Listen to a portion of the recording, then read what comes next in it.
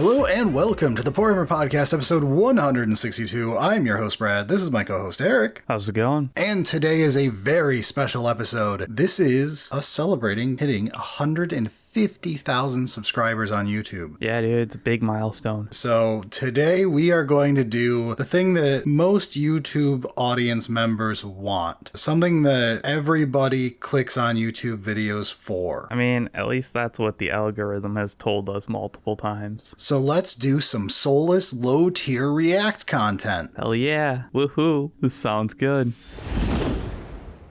All right, for a bit of background as to why we are doing a sort of retrospective on a 5-year-old set of YouTube videos. It's crazy. It's 5 years. These are the videos that got us into 40K. We started out doing Total War Warhammer 2, debated getting into tabletop, like, hey, maybe we want to actually play with Lizardmen and Skaven and stuff like that are all cool. My brother and one of our other buddies had started up like kill teams or something, or like a very small combat patrol equivalent of Start Collectings or something. Something like that. They had just started something in 40K. We were like, don't know what to do. And then we saw the Bricky videos. So these were basically my introduction to actually seeing Bricky's content in general. Yeah, I mean, seeing clips here and there because, like, it's Bricky. But actually watching full videos and, like, starting to, like, pay attention to those clips, this is kind of where it started. And I think that's true for a lot of people. I think this is potentially his most viewed video. It is. But the point of this is these came out 5 years ago and a couple weeks, depending on when this releases. End of March 2020. So this is kind of a 5-year anniversary for us as 40K players. It lined up well with a big celebration for YouTube, and there's nothing better than sewing those two things together into an extremely fun tearing down a 5-year-old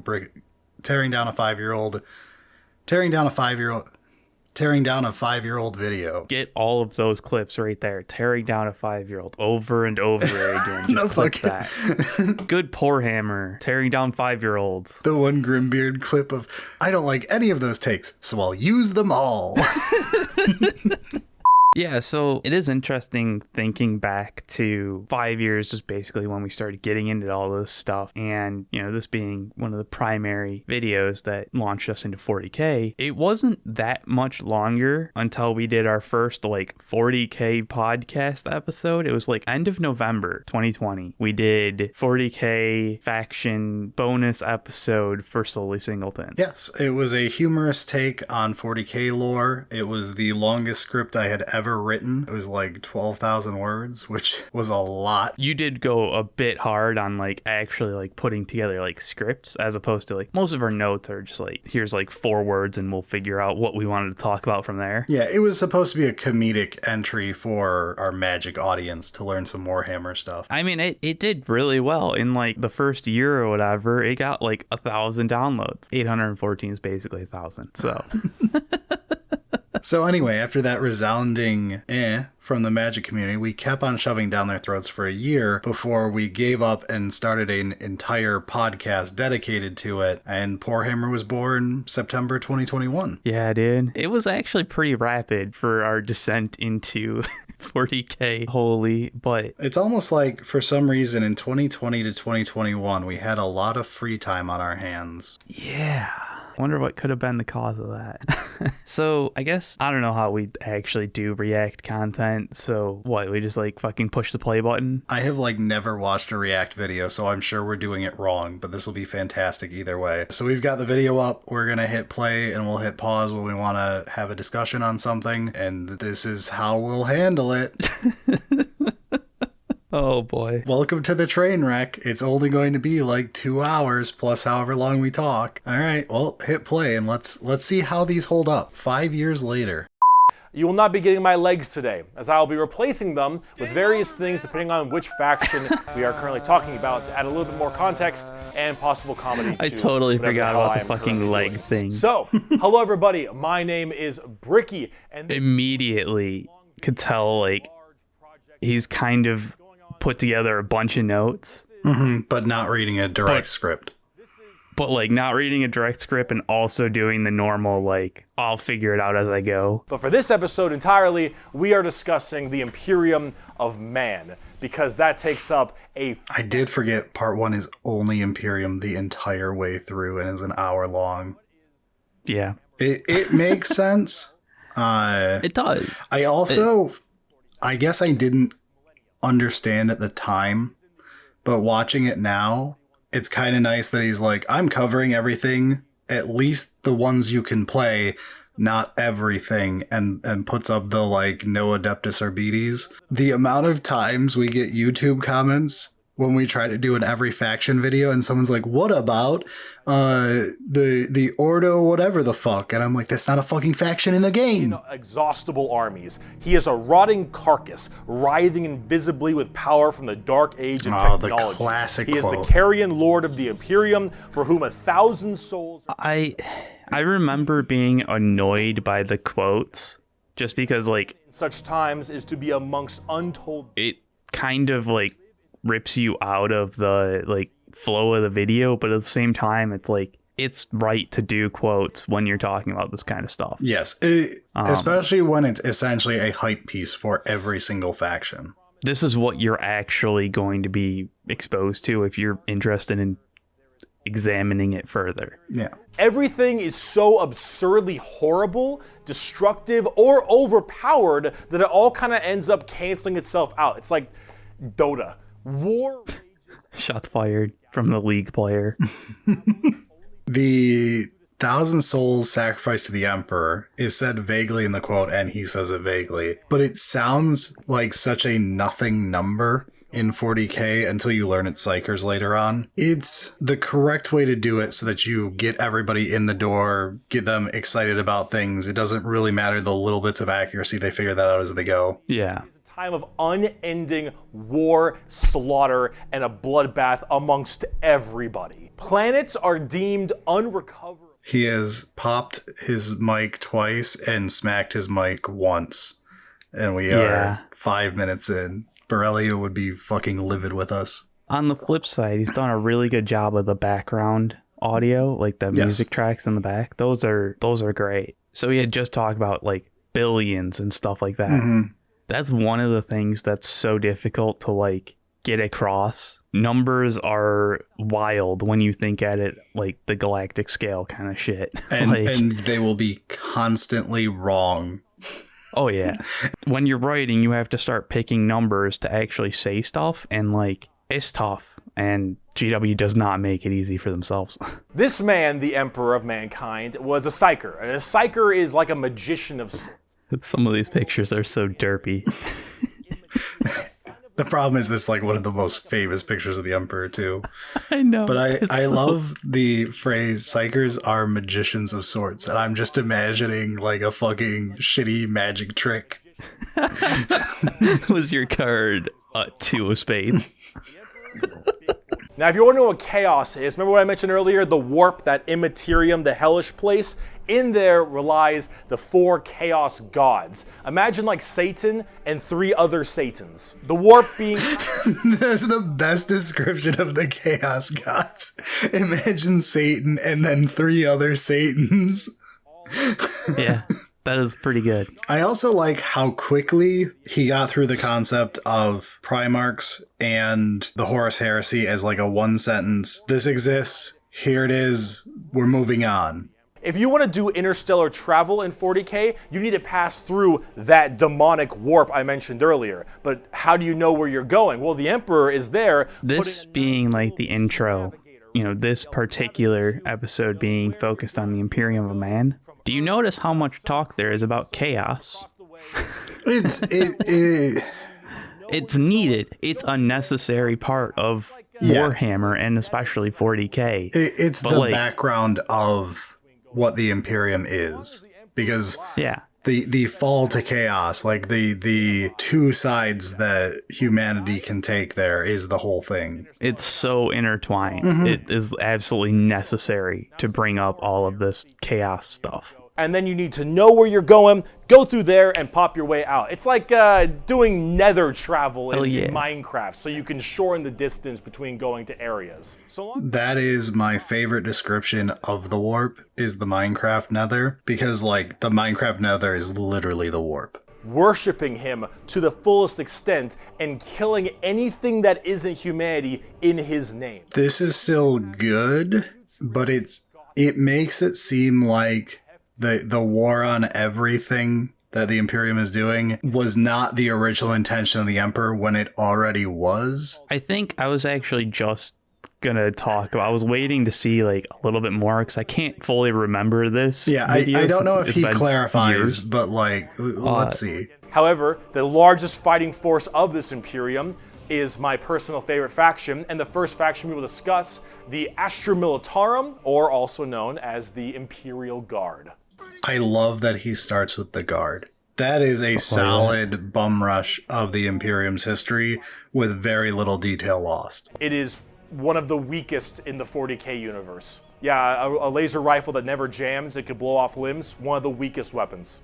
That's the world we're in right now. But who cares? I do love that context for the lasgun. It sets the setting up very well. There are scenes in Dark Imperium. Someone gets a hole blown through them by a lasgun, and it's like horrifying. Like getting hit with an anti-material rifle, right? In 40k, a lasgun is nothing. We've got better. Yeah. Eric, what's that tank that's in this image? Man. It's painted. I've not seen one like this before. Legions of guardsmen, as well as high company commanders and generals on the field along with them. He's doing a pan zoom. Kinds of troops. A normal Imperial Guard battle a starts off with artillery, long lines of artillery. I appreciate that he couldn't save how much he just popped the mic, so he just made it a joke in the video. A+. Yeah. That's how you handle shit like that. And then, of course, the big one, the Cadians from Cadia. The biggest export of guardsmen. Tons of infantry, drop troops. Is this one Bricky's guard? Oh, I have no idea.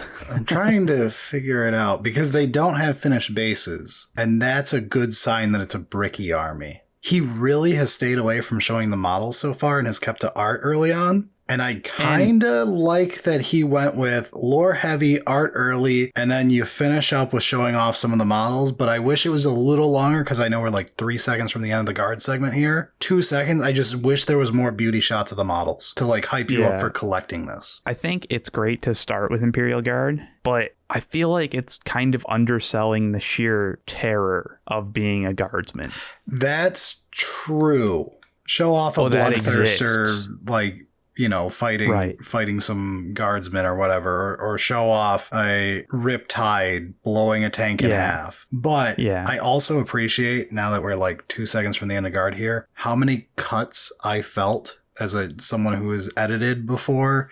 Like, there's a lot of cuts during the segment. If you're looking for them, you'll see. I am noticing that when he moves his body from one place to another is to hide the cut, which is fantastic. But it shows how many takes he was probably doing, how much he cut out as he rambled and realized he wanted something sharper and to the point. I really like how hard he hit this guard segment. It's very short and gets all the points across. We can move on to talk about Spetsmarines. I do like that he spends like 2 seconds mentioning how not elite they are on the board. I kind of wish there was like an extra 30 seconds to a minute to cover more of the game part. It's hard because you don't want to go too in detail because it ages the episode, because this came out at the end of 8th. So like, this is literally months before 9th edition. So it's awkward to age your stuff by talking about rules, knowing that in 6 months they won't be those rules. But just like general overview of them, he covers like they're not accurate, but like 30 more seconds to say like they're not accurate.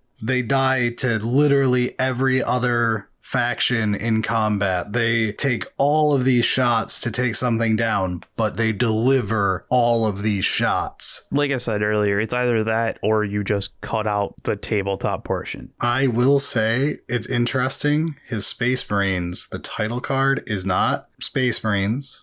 It's not the Adeptus Astartes. It's Angels of Death, which is like the old school title card phrase for them. a little weird to use this phrase on the title card. This is where I have a minor nitpick with the video. If you're making an intro video, you can meme that you don't like the faction. I do it all the time, right? Everyone knows I hate Space Marines. But in the hype piece segment for them, don't purposely mispronounce Robo Gorilli Man. You're in their hype piece. You make fun of them outside of their segment. In their segment, you hype them up. And it's interesting because one of the things he does is one of the things you definitely don't want to do when he says, I don't have much I want to say about Space Marines. Like, I don't care about them, which is true. Many of us don't give a fuck about Space Marines. They're very boring. But you can't say it in the segment where you're trying to get people hooked on a faction that might be for them. I absolutely agree. When designing this video, the intent likely was not for it to be viewed by literally everybody that's gotten into 40K. Yeah. And to explain it, it's blown up much more than he had intended originally. It was for his audience to enjoy. Yeah. And it is important for a video to have its creator's voice. If Bricky truly doesn't like Space Marines, having the segment where he is forcibly trying to hype them up and failing at it is less good than one where he is honest about it. But this is the one exception case. If you ever make content for anything and you're trying to do intro level content, you can be a dick about the things you hate outside of that things section. Then you have to take them seriously in it. With the speed of buzzsaws.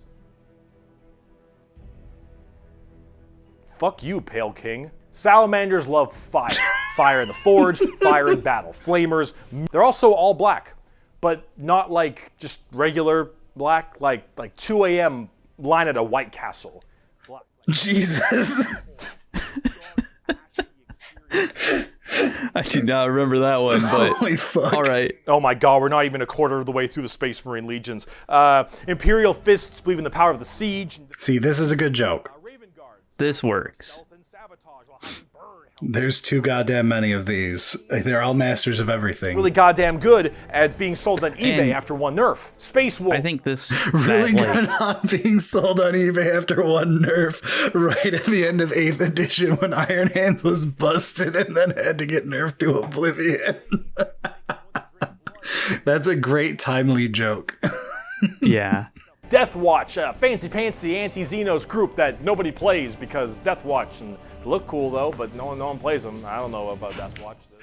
Man, that joke is timeless. Yeah, it literally really is just a true statement. Why is this section called Dark Angels? Yeah, I noticed that as well. That's very strange. All right, we'll keep playing, but it's a great quote, especially the further into the lore you get, the more you realize this is a propaganda speech that is extremely false, and that's what makes it so good. It's a hype piece that works on you when you're new to the franchise. And then the further in you get to knowing things, the more funny it becomes of like, this is a guy trying to talk up a used car. So the Dark Angels like chapter marker, Mm-hmm. I'm assuming that this video was like originally a bit longer and he had chapter markers for all of them. Yes. And forgot to delete the Dark Angels chapter master and merge it into Space Marines. Yes, that's likely what occurred. However, I gotta say, when he did the 30-second sales pitch for Space Marines on a tabletop, A+. Yeah. My only thing is don't bring up they're very powerful right now. Just bring up the Swiss Army knife now that they're gold-plated right now. Unless it's like for a meme for like, also fuck this model right now. Am I right, people who play this game? Sure. See, their Omnissiah at least makes sense from their standpoint. They believe it to be a deity that... Mechanicus soundtrack goes too hard for this video. I love it, but I can't... It takes me out of listening to Bricky where I'm like, oh, just listening to the Mechanicus soundtrack sounds pretty good right now. I do love the very quick explanation of worshipping the Omnissiah, the machine god and all that. He should have just mentioned they call the Emperor the Omnissiah, the will of the machine god. Yeah. And like wrap it into that. Like the Emperor was cool with it, kind of. The better part is the confusion that would come from trying to explain that of like, the Emperor said they could do this because he could not beat them in combat.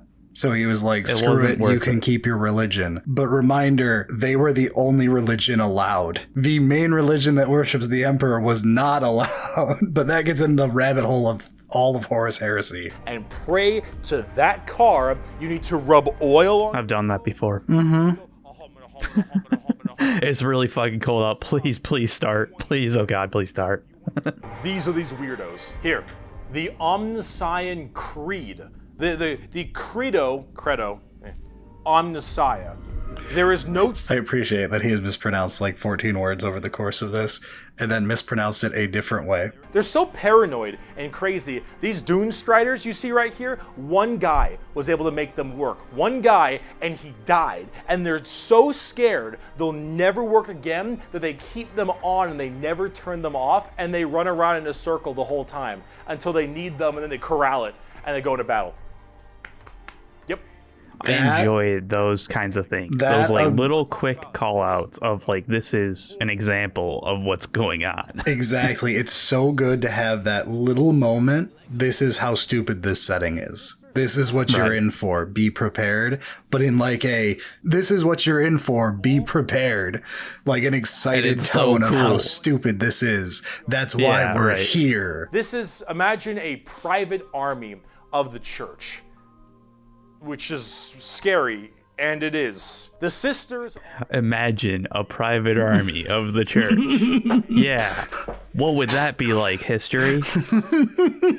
Is a fucking pipe organ missile launcher. They have small babies that they have like removed their brain capacity to make them little servant cherubs to fly around and give them ammunition and shit. They drop. I love how excited he is talking about that. This is the perfect sales pitch segment so far. I love the purity of it. This is not the guy who makes 40K content for the last 5 years every week, multiple times a week, selling you on 40K. This is a guy who collects 40K and has a gaming channel and tries to rope you in with him. I love that angle of this. It's extremely innocent in a way. So, the sisters segment with the tabletop talk and showing off the models is exactly what he needed to do at Guard. Yeah. That extra 30 seconds of hyping him up, showing him off on the tabletop, talking a little more tabletop, but just that much. That was the right amount. If you were like trying to make this ideal, that's how you do it right there. But again, part of it is unabashed excited about love. Those new models and stuff like that. Yes. Like he was showing his genuine this is not a manufactured video as much as because it got like 10 million views. You'd assume that like this was like a sat down and analyzed second by second the ideal way to do this. This was done by a man obsessed with a setting and had to sit down and get it out of his head. I do have some concerns going into those Grey Knights about the lack of demon talk, but we'll see. All of them have that crazy space magic magician shit. For every 100,000 guardsmen, there's one Grey Knight. For every 10,000 Sisters of Battle, there's one Grey Knight. Look at all these hammers in these art. Wouldn't it be wild if your faction had hammers? It'd be so cool. They look awesome. One of their characters, one of my favorite characters, is named Castellan Crow. He has a demon blade, the black blade of Mahamahama, and he has to have it on him because it tempts everyone nearby, constantly beckoning them. Use my power, use my strength, suck my pee. So if I'm a guardsman and I'm fighting demons, and the great... Holy shit, the interspecies reviewer joke. Oh, that's fucking hilarious. This is older lore, the Scorched Earth Grey Knight stuff, but this is also 8th edition, so most of the Grey Knight lore at this point was older lore. And this is it's fine in an intro video. You don't correct this. It's something where like deeper in you realize like, okay, this is how the lore was written when Matt Ward was in charge, and why everyone hates Matt Ward. And like you can still like understand the intent of like, oh yeah, that could happen. Yeah. Maybe it's not like the general mission parameters, but like totally could see that happening occasionally. So like, sure, fine. What are these legs? Are they Stormcast legs? Stormcast legs. This is the Stormcast torso too. This is the second version of Stormcast. Beautiful. There's some great posing as well. Like this also kind of tells you about Grey Knights and why in his hype video for them he is using a kit badge and not their actual fucking model. Imperial Knights and Chaos Knights, actually, for that matter, don't have a whole lot to discuss. I feel like because this section is so short, he probably could have gone a bit more into the whole house system and like how that... There wasn't that much. You have to remember, this is the end of 8th edition. Knights like barely existed at this point. Chaos Knights were just renamed from Renegades and got their first model. Oh, yeah. This is like, he's So, talked like, now- about it. Yeah, there's... I expect that there's a lot more now, but yeah, I forgot that. There's also not that much more now. Knights is still a segment that should be this long. This is honestly near ideal. Like, very well done. It gets the job across. An extra 15, 20 seconds now, like really hammering home true knight honor, old English, French, doing vows Like, and all that shit. Specific coat of arms that like meant something. You've got your squire who's in a smaller knight. Yeah. Stuff like that would be huge. Also, this art cannot be GW art. It goes so fucking hard, but I've never seen this in any official GW thing. Whoever made this art of the knight versus the bloodthirster in the frozen woods, holy fucking shit, that's a great art. The Adeptus Custodes are the third major army I own. I know, 3 armies. I know, I got carried away, okay? But that's all. I only have 3, okay? Yeah. He only has 3 armies. It's fine. That's nothing. It's not. The average person has 7, right? These are all handcrafted super soldiers. I think from a tube. Inaccurate, but fine. Also, part of that is more accurate because back then they did protect the emperor at all time. This is like right when they like tried to rewrite them to be more of a thing in the setting and have a reason to be on a tabletop and not just these guys guard the throne room. Why are custodians and orcs versing each other? Are orcs on Terra? There's only so many of these people that can have war gear this strong, weapons this powerful, and training this good. And the custodians have all 3 of it. Can't be having another Horus Heresy. The best part is, like, I'm pretty sure current lore-wise, custodians, there's like 10k-ish, which means there's technically 10 times more custodians than Ultra Smurfs. In each chapter. Canonically, you're more likely to run into a custodian than an actual Ultramarine. Sounds right, yeah. For 100 years, I did not but wait. Yet had any threat appeared, I would have struck it down in a heartbeat. It's an interesting idea of bringing, like, 100 years is a long time. But, like, it's been 10,000 years since, like, the last big thing that happened, right? Like, yeah. That's why I like the idea that their shifts are 100 years. It's such a good like way to scope it. It fits so well. But they're not represented that way on the tabletop. In fact, they only have like one real model for them, which is very unfortunate. I hope they'll get some like news soon because I have bad news, Bricky. Let's talk assassins. This is interesting that he has. I had forgotten that he brought up the entire Assassinorum like. And it's crazy how long this section is. Holy shit. Yeah, I had forgotten about this. But, like, hey, it's 10th edition. And assassins are fun. There's something memorable. Everyone remembers the different types of assassins after you learn them because they're fucking weird. They're a great sales pitch for the setting. These people are deadly. Yeah, they're called assassins. Dude, that art. We need some more pixels, bro. Jesus Christ.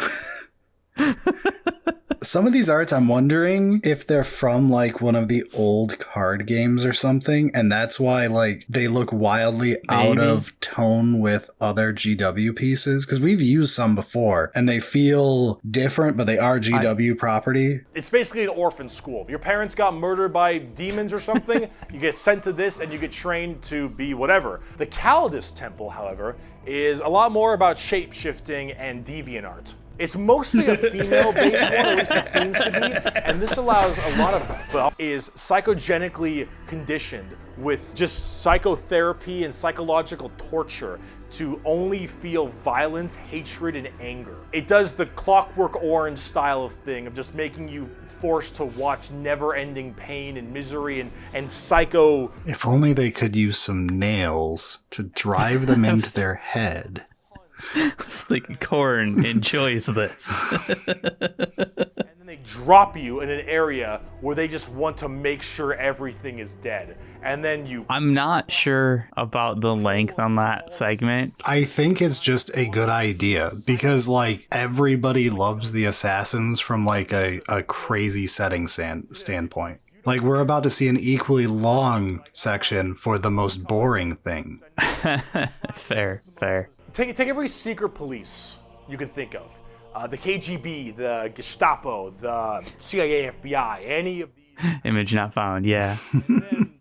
The secret police, their number one motto is innocence proves nothing. The Inquisition... It is a good motto. Yeah, it hits hard. And they spend a lot of time being very diligent to make sure that all of these leads they follow are proper and correct. They're basically space detectives with just enormous power. This is so weird because this is like the only time he's trying to correct memes. But as someone who has read far too many 40K books, Inquisitors are the meme. They fucking suck at everything. It's a running gag that whenever they show up, they really do exterminatus everything. They're fucking terrible. And it's the one time he's like, all right, there's going to be memes that they just did exterminatus everything and that they're terrible at being investigators and they just want everything to burn. It's like, no, that's not a meme. That's what 40K writes for these fuckers. Stuff put in there, and they really need a lot more effort put into them, and they're not quite where I want them to be. Overall, the Inquisition... That one's interesting. The Inquisition, like we've talked about before, is one of those things where it's like, not every 40K faction and angle works at a full-scale war setting. Like, Inquisitors are a big part of the Imperium. Inquisitors don't show up and join frontline ranks in a war zone. That's not their fucking job. No, and not like in the active battle. Like they might show up at a war zone to get information about something, but like whatever battle you have going on doesn't fucking matter to them. Yeah. And it's one of the interesting ones of like, they got shoehorned in as an army this edition that has terrible support, as everyone knows. But just trying to force it just because people are like, I like Inquisitors because I read 40,000 Inquisitor books. And then you try to make that playable for them, even if it doesn't really make sense. Because it's a little bit hard to talk about a big story of a whole bunch of Space Marines killing something.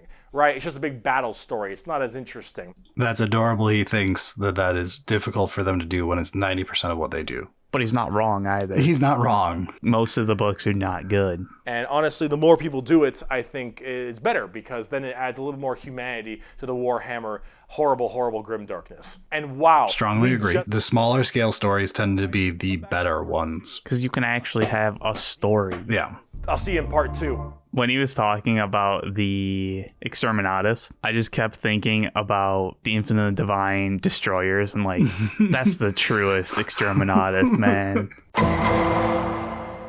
Looking at the parts in this, he talks about Chaos Demons for 10 minutes straight, I assume because he's discussing Chaos, which is good. Yeah.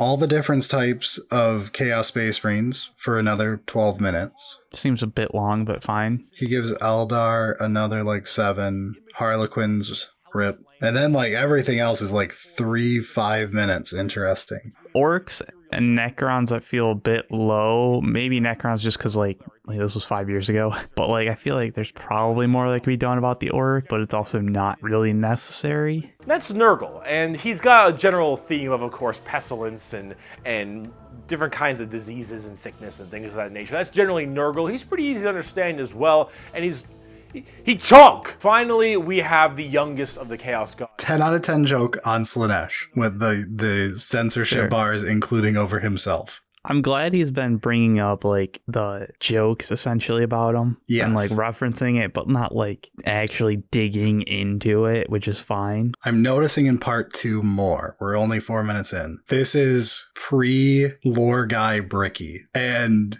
so many of the things I'm like, you can write a better sales pitch. I'm totally here with you. Like this all works. He blew over Khorne without hyping it up. Tzeentch, he did a weird gimmick for like a whole minute that should have been 10 seconds. He kind of got Nurgle. He didn't really get into the whole idea of like Nurgle is all of life and death. My favorite is life and death is not a binary state. It is a sliding scale that you can move between at will. Yeah, or just like the creating blights and Yes. that kind of like, this was fine. It's very much not what I would have expected from like Lore Nerd podcast Bricky. Yes, it's interesting because I haven't really watched this in 5 years. I don't remember this segment, and I guess this is part of why. I also remember when we get there, I'm calling a shot before we get to it. I vaguely remember he made a joke about Eldar at one point, and he was like, we'll get to them. They fucked up. And then when he did Eldar and was done with it all, I was like, I feel like I learned nothing about them in this segment. But we'll see when we get there, or if it's just Eldar has always slid off my brain and this is never going to get fixed. See, we'll discuss Slaanesh a little bit more when we talk about the Eldar, because they done fucked up,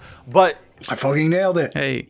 They might be thinking, why would anyone ever want to join Chaos? They all look... Now that he's discussed the four gods, he did Slaanesh by far the best. He spent the time to explain Slaanesh, to make you understand it, brought up that like there's more to it. This is the tier 0 is going to be haha boobies.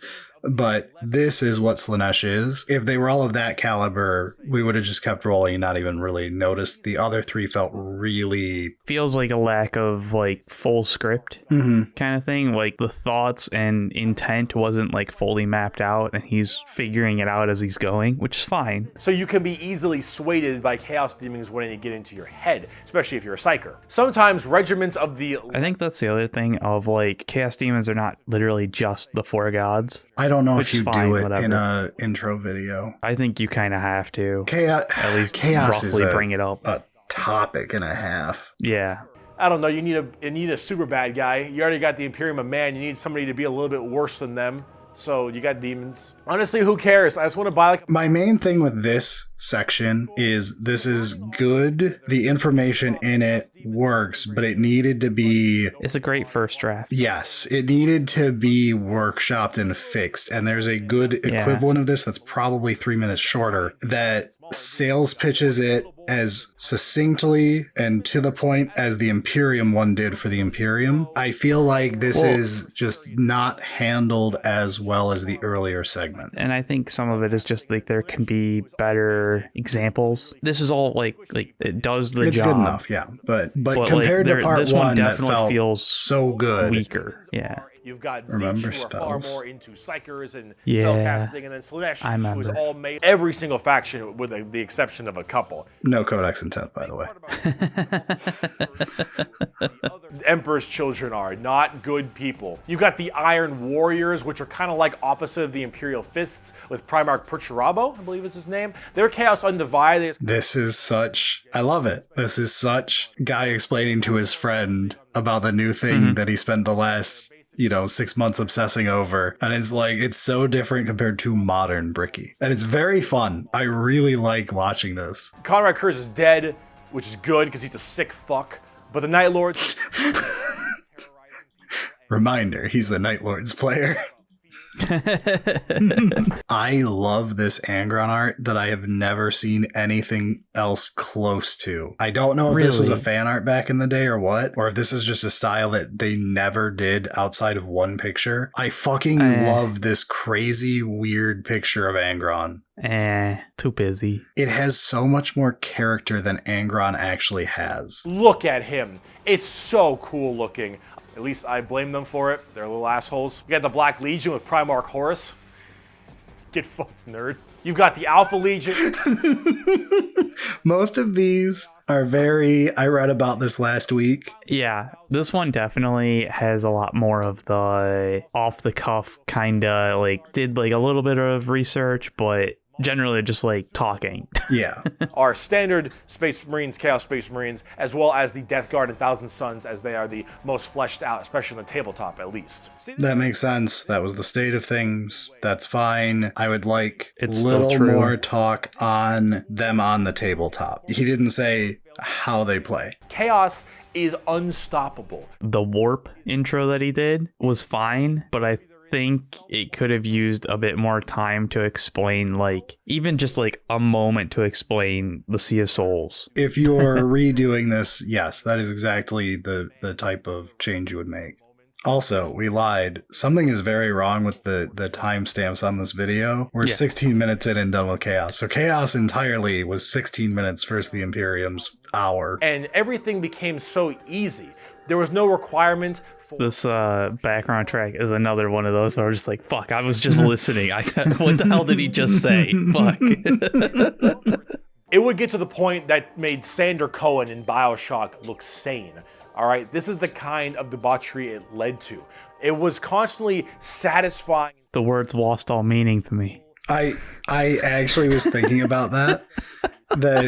We needed a debauchery counter to make this funnier. He is clearly not on a script, which is fair. Most of our shit's not on a script. And doing that thing we'll do where we get stuck with our word of the day. You think of like a hard to describe word. Like you're like, how do I say this and not get demonetized? And also encompass enough things. Okay, debauchery. It's not just gross stuff, but like let's say debauchery. And then you forget to do thesaurus search to find like 2-3 other ways to say it. And you just keep saying the same word. There were a couple times that like he makes a pause and you can see like the thinking is happening and it's like, how do I don't know, dude. Just say the word, just debauchery. That's what it is. Just keep going. I hate these fucking elves.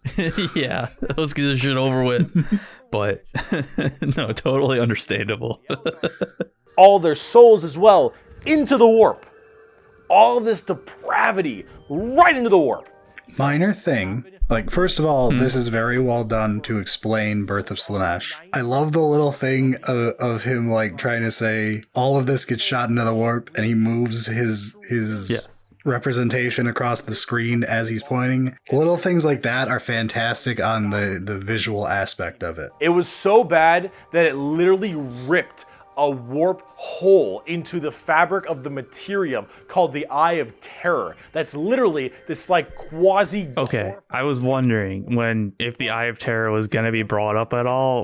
Like minor thing of, I think you go Necrons before Eldar. Chronologically kind of makes sense, I guess. With Necrons, you go enough about the human stuff and the modern setting. We're going way back. You do Old Ones, War in Heaven, explain the creation of the old species, the stuff that happens with the Necrons, mention they go to bed after the War in Heaven because they realize they can just outlast the death of the Eldar, and then the Eldar become the rulers of the galaxy for the next untold millions of years, and then you go into Eldar's depravity and everything happening, and then Birth of Slaanesh to get us back. Yeah. All the stars in the sky cannot blot out the hateful glare of the red moon's eye. All the stars in the sky are our enemies now.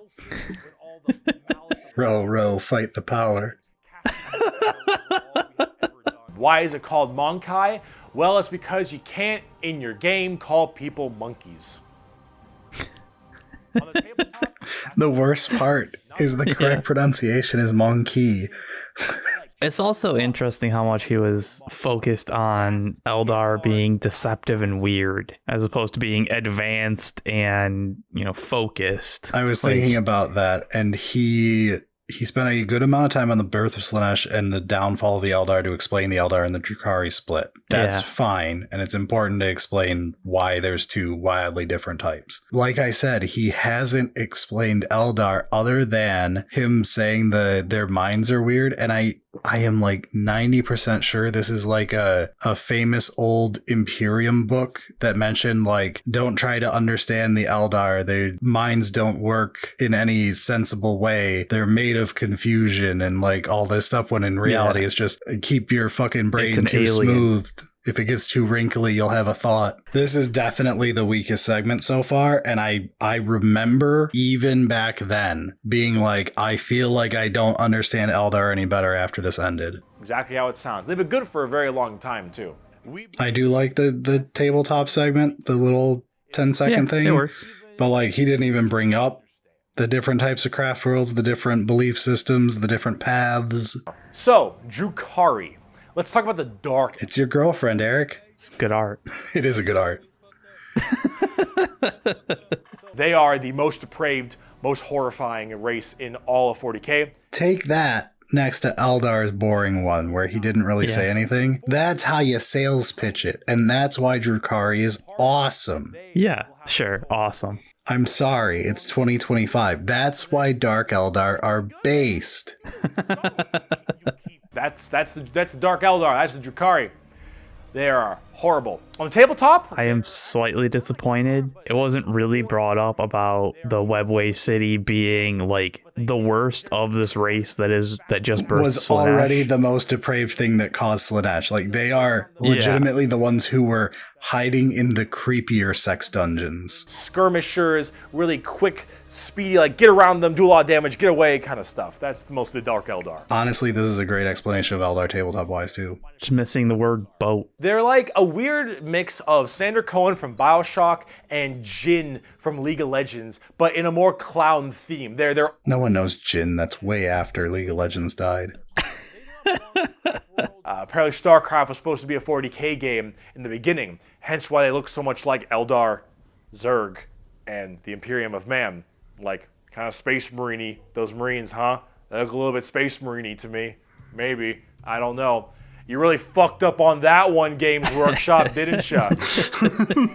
40k, because all they want to do is eat shit. They want to nom nom the entire... This is true, and it is why they should not be black in the color pie in Magic, and I will hammer on this point. They're blue-green, goddammit. And you want to know what the most terrifying part of the Tyranids is? They have no lore. So throughout this whole thing, like the start with StarCraft, Zerg, and stuff like that, there was a mod for StarCraft 2 called Real Scale, and so it puts proportion on stuff and it breaks everything in the game and all that stuff. But honestly, one of the only things that I've seen that does justice to how swarm-like everything is, and then how terrifyingly big some of these living organisms become. I also love how he brings it up as like a fun fact we might be surrounded. And Right. I laughed because at the beginning of 10th edition, when they were doing a newbie GW video for getting people in, one of the only things they said about Tyranids is they might be surrounding the galaxy because they're coming in from everywhere. And it's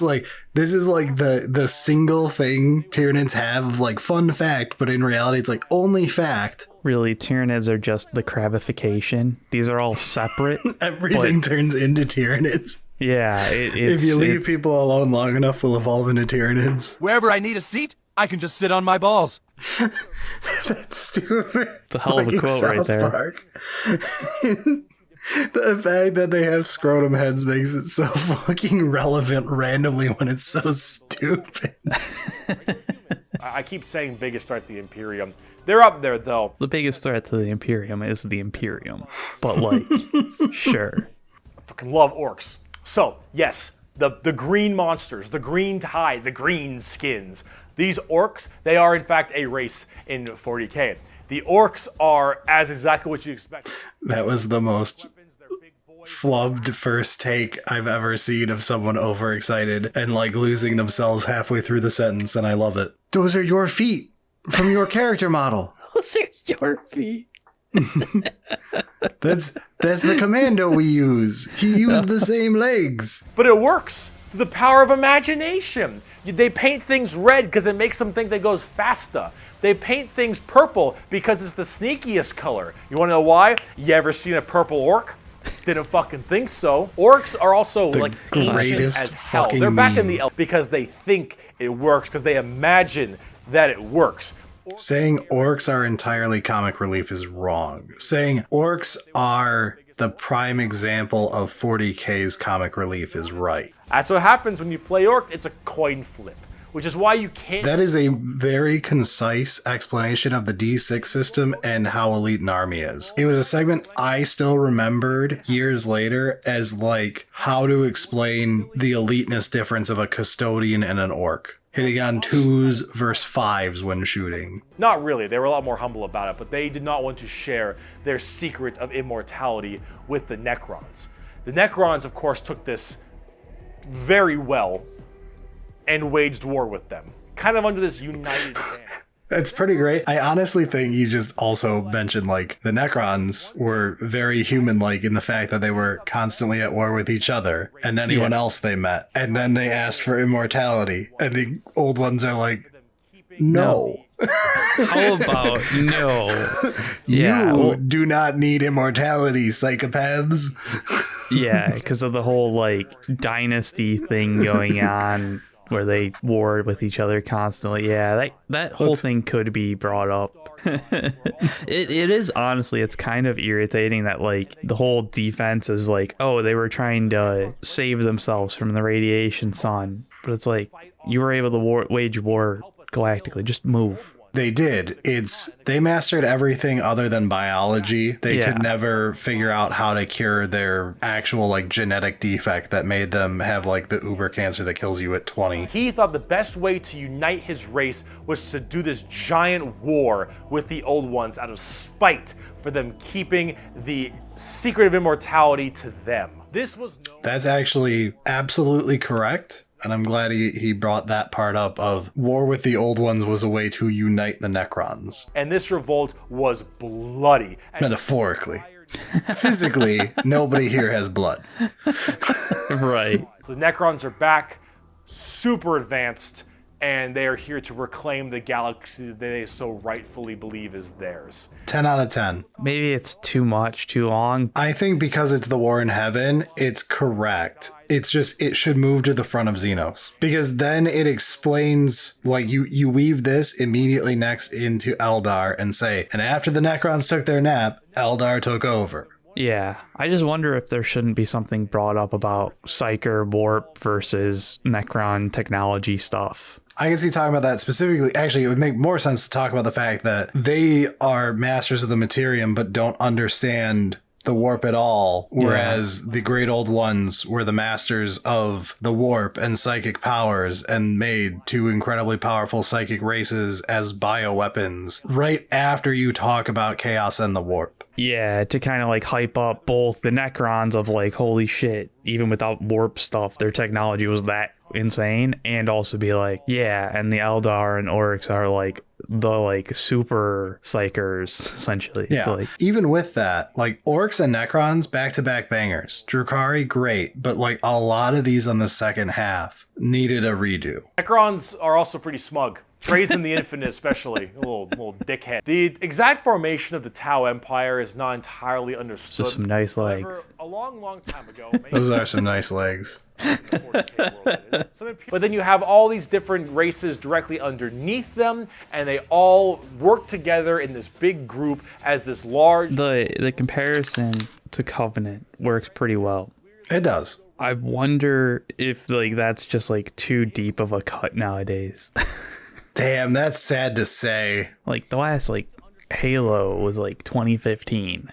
People who are here for Tau tanks instead of the giant Gundams. What's wrong with you? The Tau Empire really don't have that much of a horrifying, grimdark style like everybody else. They're much... Other than the whole greater good thing and how that's worked out.